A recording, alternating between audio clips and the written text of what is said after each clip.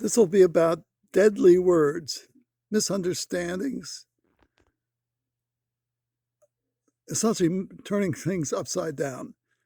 The words are patient, subjective, and objective. I make objective measurements because I'm an engineer and I've got to do it to trust myself. So here goes.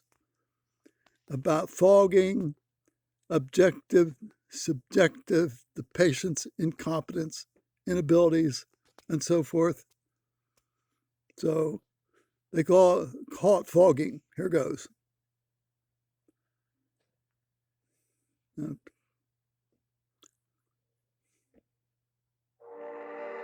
we go.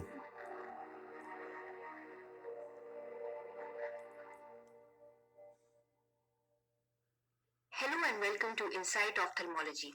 This is Dr. Amrit welcoming you to the series on diffraction. Today we are studying fogging.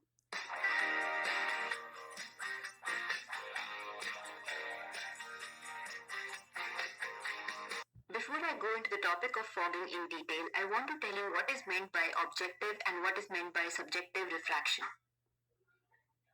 The term objective refraction is used when the refractive error of an eye is determined without the input by the patient. The patient may be required to cooperate, however, during the placement of the head or to fixate on a target for a short time. Okay, so this is what is called as the objective refraction, in which it eliminates the patient responses.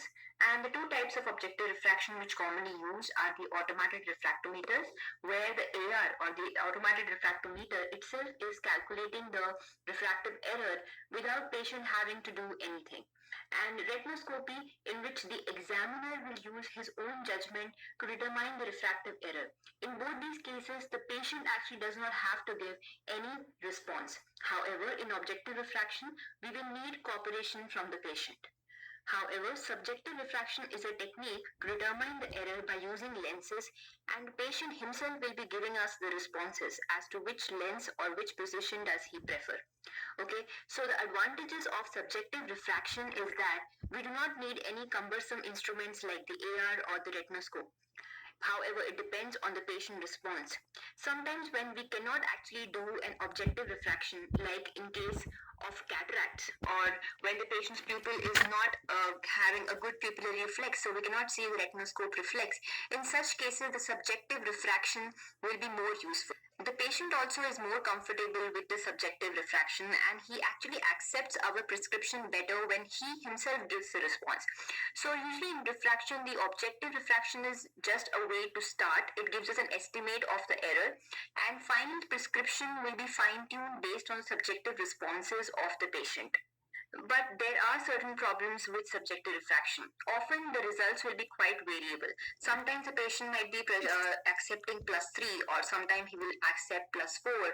So every two prescription will actually be different. Okay, it's very rare to get similar prescription on subjective refraction, and even so with the objective refraction, to tell you. Now, why does this happen? This actually happens because of the natural tendency of the lens to accommodate, okay, during the examination. Patient has this tendency, they cannot actually control the accommodation, and because the accommodation keeps on fluctuating while we're doing the examination, it leads to these variable results. So what are the two things that we can do to stop the patient from accommodating? The first thing that we can do is we can actually paralyze the ciliary muscle. As we all know that the ciliary muscle is responsible for accommodation. So what we can do, we can actually give him some cycloplegic agents like atropine or cyclopentolate. Okay, so they will cause cycloplegia. Okay, and it will stop the patient from accommodating. However, the problem with cycloplegia is that these drugs have their own side effects, and not all patients are suitable for cycloplegia. So what other thing we can do? The other thing that we can do is fogging. It might not be so good as cycloplegia to totally paralyze or stop the patient from accommodating. However, it is a very good technique to get a stable result in subjective refraction. So what is fogging? The meaning of fogging is actually present in the word itself, in the term itself. Ever heard of the term your vision or perception is actually fogged? Yes.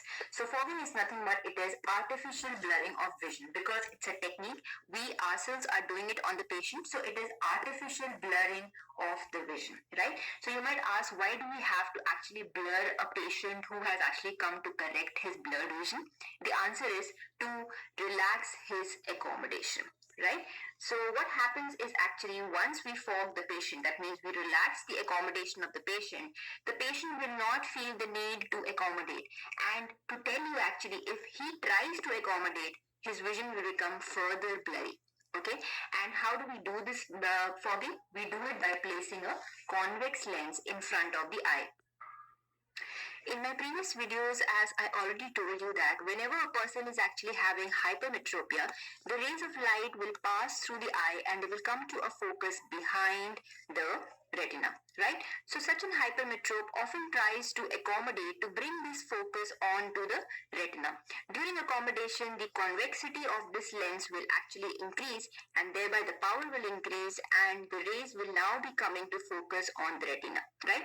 So this is the purpose of accommodation. And during our examination also, whenever we make a person to look at the Snellen's chart, during the examination, whenever he sees a line which is blurred, he tries to accommodate and maybe because of the accommodation, he can clear that line, right? So to prevent that response from the patient, to prevent the accommodation from the patient, we will try to fog his vision so that we can get the true error of the patient, right?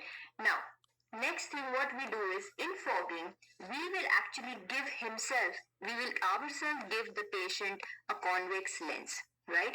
And why are we giving convex lens to the patient? Because we are trying to induce myopia in this patient. The patient is already hypermetropic, I told you, and he's trying to accommodate so that the image can come onto the retina.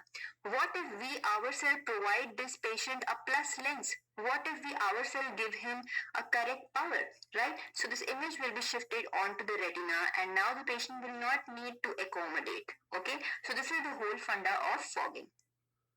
This diagram over here depicts what exactly I have told you. So in a patient who is say hypermetropic, the rays of light will go and focus behind the retina. Such a patient will always try to accommodate.